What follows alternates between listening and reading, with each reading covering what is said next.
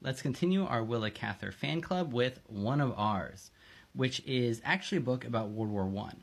But it would be worth reading if even you didn't get to the war part. The first two-thirds are about a guy growing up in Nebraska. And her description of him and his life and his relationships is just what makes her so amazing. His marriage that is neither very happy or very terrible. The way that she just buries these little pieces of truth about how the world works, about her views on what makes life worthwhile, that she just puts in these stories and just drops them in. Just a sentence here, a sentence there, that are so true about life. She combines this eye of a journalist with the eye of a philosopher queen. Willa Cather is simply one of the most amazing writers I've ever seen, and this book is no different. But to talk about the war part, let's switch to the artwork of Paul Nash. I just discovered the artwork of Paul Nash, and as you can see, what he captures about the battlefields of World War I is powerful. You can look up lots of his work online.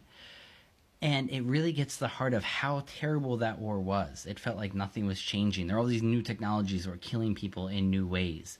I feel like studying World War I is going to help you understand a lot more about what World War III is going to look like. The thing about war is how much great art comes out of it.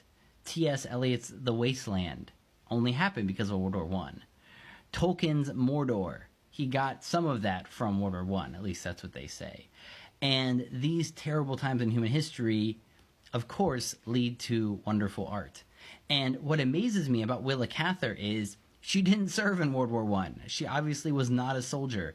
Yet she talks about these guys going over, the emotions they felt, the relationships they formed with each other, how each of them faced dangers. And it's just like talking to a soldier. It's amazing how much she gets inside the heads of these people that she could never have experienced before. I don't know how she does it. She constantly amazes me in this book as well as all the rest of them.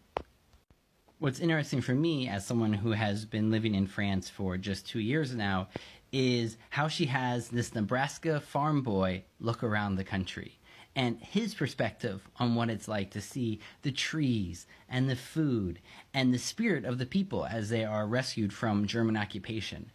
It's a wonderful look at France. She was always drawn to France and the French. She speaks a lot of French phrases and references to France in her work. And this is an especially moving tribute if you are connected to France. So this is an amazing Willa Cather book that you could use to learn about war and the purpose of life and so much more.